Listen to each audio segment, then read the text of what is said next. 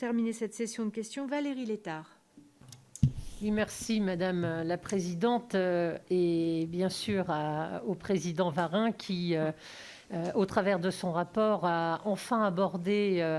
un sujet dont on a entendu parler beaucoup pendant toute la période Covid, au travers des auditions, des cellules de veille qu'il y a pu y avoir ici, même si ce n'était pas l'urgence et on a bien compris qu'il y avait d'autres sujets, mais ça paraissait déjà énormément et ce travail, il est effectivement précieux et on le voit d'ores et déjà, il a permis d'aboutir à des éléments très concrets.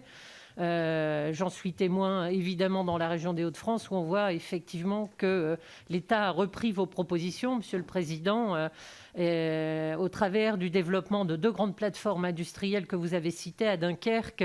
et bien sûr d'une troisième gigafactory qui vient d'ailleurs d'être annoncée à Dunkerque avec Vercor. Moi, j'aurais peut-être, en complément de ce qui a été dit, parce que quand on arrive à la fin, beaucoup de choses ont été reprises, mais en tout cas, sur la question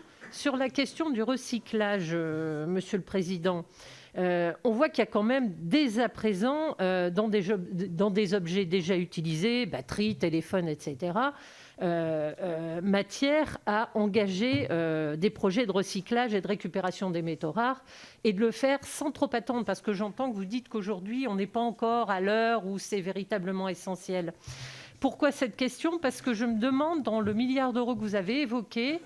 est-ce qu'il y a la possibilité d'accompagner des projets de recyclage de ces métaux rares et dans quelle proportion ? Puisqu'on voit bien que là, ça y est, on amorce un dispositif. Une partie est affectée aux appels à projets, laquelle pourrait faire l'objet d'accompagnement de ce type d'action qui, à mon sens, doivent arriver assez vite si on veut être au rendez-vous quand ce sera l'heure. La deuxième chose, Monsieur le Président, et plus largement, parce que ce secteur, vous l'avez porté globalement, comment on relance réellement notre industrie quand on sait que l'enveloppe France Relance, dès 2022, elle est déjà quasi consommée et que donc sur 2022-2023, il va falloir accompagner la transition écologique, pas seulement effectivement de ces nouvelles filières d'avenir, Monsieur le Président, qui sont absolument nécessaires. Et on voit bien dans ce que vous avez proposé, c'est la pierre angulaire. Mais comment voyez-vous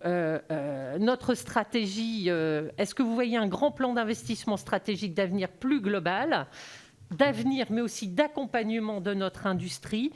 France 2030, c'est certainement des grandes ambitions indispensables, mais est-ce suffisant pour accompagner tous les grands projets de transition écologique, car France Relance a été de l'accompagnement, mais pas de la transition écologique. On l'a vu, ça a permis d'amortir un choc, ça a permis d'aider un tissu industriel. Mais de ce point de vue-là, Monsieur le Président, pensez-vous qu'il ne faut pas aller sur un grand plan stratégique d'investissement ? Merci Valérie, pardon.